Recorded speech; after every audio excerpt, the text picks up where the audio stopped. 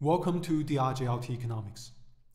In the last couple of days, I listened to a couple of podcasts by the Hudson Institute on the topic of Chinese economy. And these podcasts featured Mr. Leland, the CEO of China Beige Book, I believe, and I hope I'm pronouncing his name correctly. I'm pleasantly surprised that he and indeed some other people on these podcasts have really deep understanding of the economic situation in China, especially the difficulties. Obviously, I understand that the Hudson Institute is a conservative think tank associated, I believe, with the Rand Corporation, and as a result, it has an inherent bias to opinions that cast negative light to China, whatever the industry, whatever the topic. Still, I think some of the points that they raise are valid, perhaps not all of them. So in this podcast, I want to just talk about what I believe are some of the directions, some of the key actions that China could take to overcome some of the difficulties that it is experiencing economically and to build a better future. Now, first before I go there, I want to just talk about the main points that they have touched on in regards to the economic difficulties, the challenges that China is facing. And there are four that, in my opinion, that they have touched on.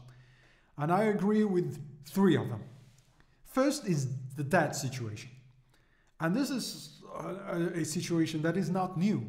And I am surprised that no action had been taken until perhaps the second half of last year in regards to rising debt. And China, it reached such a point where it requires close to 10 yuan of debt increase just to have 1 yuan of additional economic output. This is absolutely not a sustainable level of debt. It signals, in fact, it long ago signaled a level of debt that would cause long-term concerns in terms of stagnation, in terms of deleveraging. Of course, when there is deleveraging, there tend to be recessions and degrowth. And I think this debt issue had been talked about since about a decade ago. I'm very surprised that no action had been taken before, and I believe part of the reason is because there is an obsession with economic growth in China, and the Chinese government pursued a policy of growth above, maybe not above all, but above a lot of things. Let's say they put too much emphasis on growth, and they didn't look after long-term economic health, and which, by the way, is the ultimate guarantor of economic growth in the long term. So it's like a checking account that's overdrawn. It's like a credit card that is in debt. There is going to be some payback. So now this is one of the economic challenges. The second economic challenge is of course the housing bubble. It is the largest bubble in economic history. This is not going to be pretty. I've touched on this topic in a couple of my prior podcasts, so I'm not going to go much deeper into it. But obviously, this is going to be a challenge to contain and to control. Thirdly, there's the issue of technological innovation. For an economy, when an economy reaches a stage of development, it cannot continue to grow at a high pace without technological innovation. In other words, when China was really very much a backward country, it could reverse engineer a lot of Western technologies. It could result to low-cost manufacturing. But over the long term, as the economy develops, there will not be enough technology for China to copy, to reverse engineer. It needs to, at some point, become leaders in a lot of the industries to continue the pace of growth. And this, unfortunately, is a point I believe currently configured is a weakness. It's a weak point in China. And this is because the system, as it is still set up today, does not encourage free flow of ideas, free thinking, and of course, the education system discourages innovativeness. It discourages creativity, and of course emphasizes repetition, emphasizes memorizing the results, memorizing the answers, in other words, but overlooking the questions as well as how to get from the questions to the answers, emphasizing the what to think instead of how to think. Right? These are structural issues. I think in the short term cannot be fixed. In the long term it can, and I think if you look at long history over centuries, the Chinese are not less innovative than the rest of the world. So there are some potentials here, but in the long term, this is going to be a difficult point to solve. And finally, they also raised, as Western commentators tend to do, the structural issue in terms of population. This is something that I wholeheartedly disagree. It's not my humble opinion, it's my strong opinion. Right? I think in some countries, such as, let's say, in Canada, where there is a very small population, perhaps population growth is a good thing. In a country like China, population growth is going to be a bad thing. Why? Because it is, number one, the country is really constrained by the resources that it has, by the spaces that it has.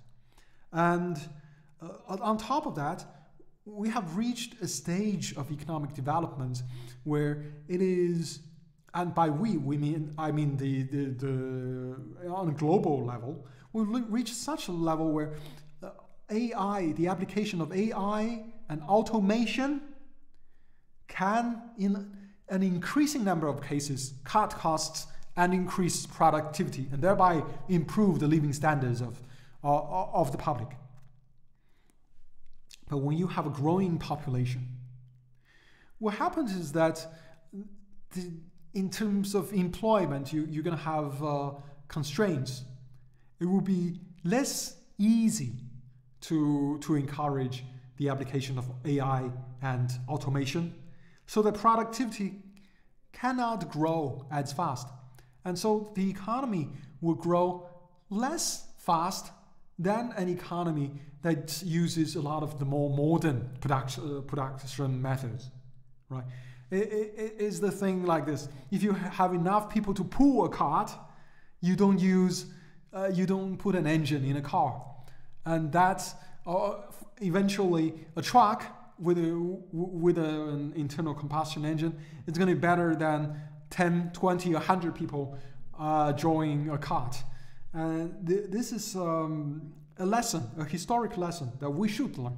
Of course, there is this opinion, this observation that if there's anything we learn from history is that we don't learn from history. But still, I think in China's specific situation, population growth is not necessarily a good thing. Population degrowth, in fact, is a good thing. It opens up a lot of opportunities, and the idea that it's going to be so difficult because there's going to be one person working when there are 4 people who are retired to support. Well, that's not a problem on 2 levels. One, just because someone is retired does not mean they cannot be involved actively in creating values in the productive economy. We should encourage that and find ways for people to become more active in retirement. And secondly, with increased productivity, we really don't need that many people working anyway. So now, of course, I see today that there are some governments in China already, local governments already, and I think the central government probably also thinking, right, to encourage people to have 3 children, 4 children. Wow, this is going to be disastrous. I think in the 50s, 1950s, there were already economists who told the Chinese leadership at that time that it would be disastrous to have, for China to have a huge spurt in population growth. And I think in the 50s we already had over 400 million people, 500 million people. And the opinions of these economies were ignored, and Chinese population swiftly reached 1 billion. That became, in the long run, a problem in terms of the environmental burdens, in terms of the drag on economic development. These are issues that you, maybe in the short term, you may want to have a quick fix, right? Have a population growth so that you can probably sustain the property bubble a little bit longer. Maybe, perhaps. But in the long term, there's going to be worsening structural problems. Population, too many people, too little space, too little resources. It's not a good combination.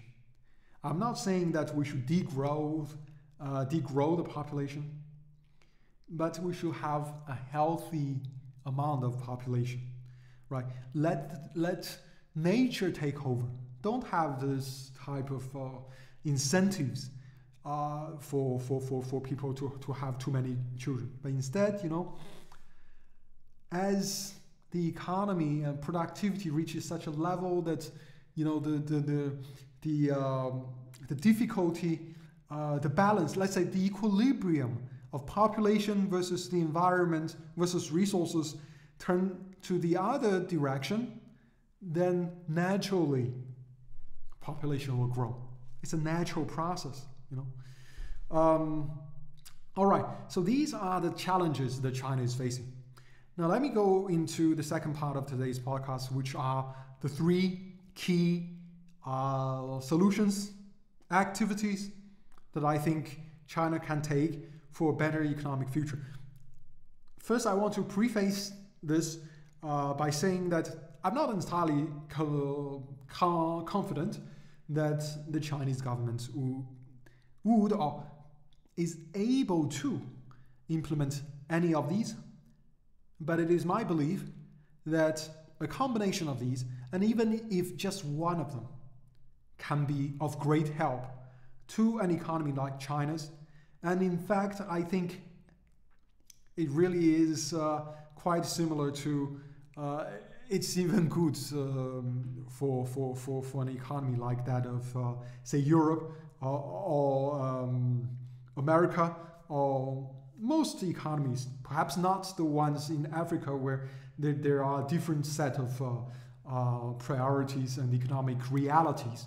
But in most of the somewhat industrialized economies, I think these are good points to undertake. Briefly, the first one is to have a low tax, low regulation environment. 2 is to have a de-financialized economic system. And 3 is to have a small government. Let me explain these points just a little bit deeper. The first point about low tax, low regulation. The goal is to reduce the amount of disincentives in the economy, is to reduce the distortion in economic activity that taxation and regulation imposes. When there are these distortions, invariably we will see inefficiencies. Where there is less distortion, we will see less inefficiency. And obviously a more efficient economic system is a good one. But of course, I'm not saying that there should be no tax, no regulation, right? There should be low tax, low regulation, low tax to the extent that is necessary with a responsible fiscal policy. And low regulation, by low regulation, I'm not saying that we should just pollute whatever we want. We should just disregard the rights of workers. But instead, what I mean is that there should be clear regulations that apply equally to all the corporations, all the companies, all the businesses, all the economic activities, with no exemption, no loophole, no exceptions. That basically means that we have a very clean, very simple, very easy to follow set of rules that apply equally to everyone. And this, I think, guarantees more efficiency in the economy. We have a convoluted system, lots of loopholes specifically designed for special interests. The efficiency of the economy will certainly be lower. And overall, over a long period of time, accumulated economic inefficiencies can cause huge structural issues and may necessitate big revolutionary changes. The second point about de-financialization, I think, is best described as deleveraging of to avoid having the financial sector hijacking the entire economy. Of course, the idea of borrowing future profits to realize current production is a great one, but it doesn't work, right? Because what you are doing is that you are borrowing from the future in order to have current growth. And the more you borrow from the future, basically meaning the more debt you have, the more financialized your economic system becomes, the higher the leverage there is in this economic system, the more systemic risk you have, and the more instability you have. Rather, I would like to see an economic system that is based on investment, not borrowing, right? So basically you make a profit, you use your profit for investment instead of you borrowing future from the future for investment. There can be some borrowing for short-term liquidity, but it shouldn't be companies shouldn't be levered to the, I think it's called levered to the teeth, just to just to have some short-term economic growth, because the long-term impact is too big. That's about de-financialization. I think this point that perhaps he applies much more, maybe equally. China is not necessarily much better, but equally to the United States. I guess I stop here. The third point is about small government. To have a small government basically means that the thing is, we have a big government, a lot of services. I can feel, yeah, everything that the people want, the government provides, isn't it good? But the thing is, when you have a big government, then this is like to have a big, huge superstructure with this relatively small foundation. And this relatively small foundation ultimately will not be able to support this gigantic superstructure, and it's unstable. Rather to have a small government and a big foundation, a small superstructure and big foundation, it's more stable. This is a lesson that a lot of governments don't learn. They think to have a big government that is in every space is going to help them retain power and stability. This is not necessarily true. In fact, it probably often is not. Rather, to have a government that is focused on certain functions, such as in key strategic industries, the energy, transport, right? And then in defense, in military, these issues the governments have monopoly or have special interest in controlling. But the government should not intervene with small businesses. It should not intervene with ordinary commerce, and especially the local governments. You know, I think, in my personal opinion, I think in a country as big as China, there should be, the central government should have a single set of policies that apply equally, and local governments should just be exceptionally small. To put it straightforwardly, they should have nothing to do with how local businesses are run. Local businesses should be run lawfully, which of course that goes back to this low regulation point, and the local businesses should pay tax, and that's all, right?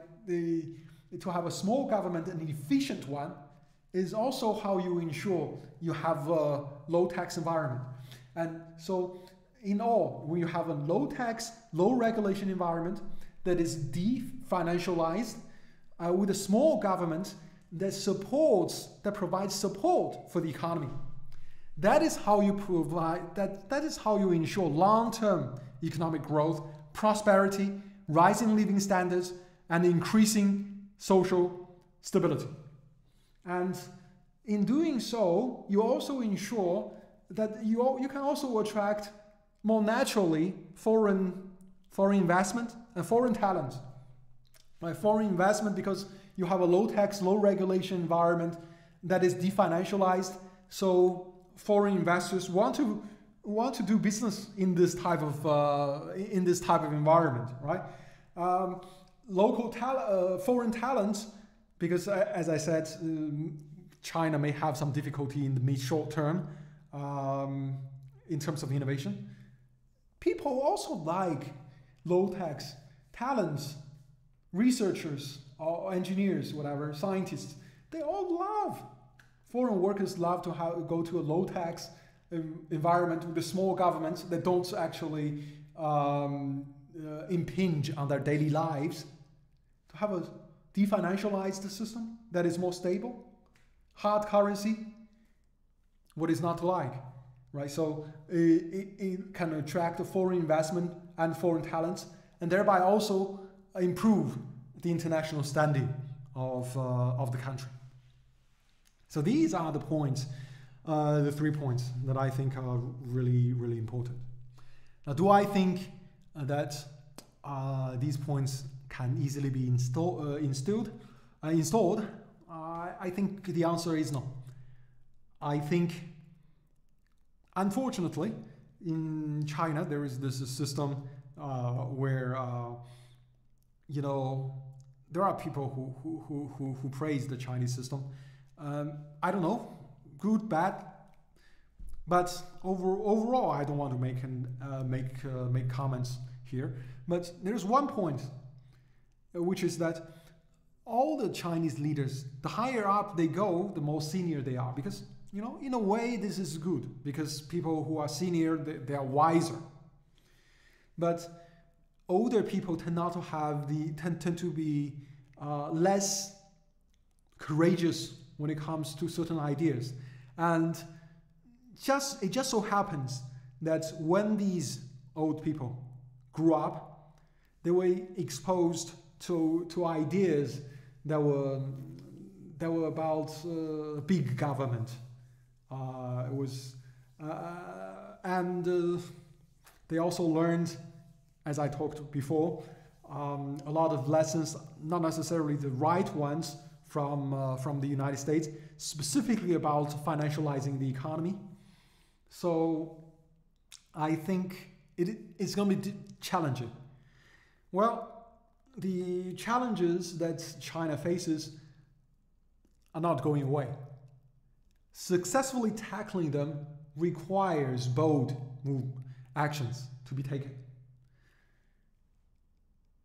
Anyway, thanks for listening. I think I will stop here, and perhaps in the next few days I will post something else that continues on this lines of thinking. Thanks for listening, and have a great day.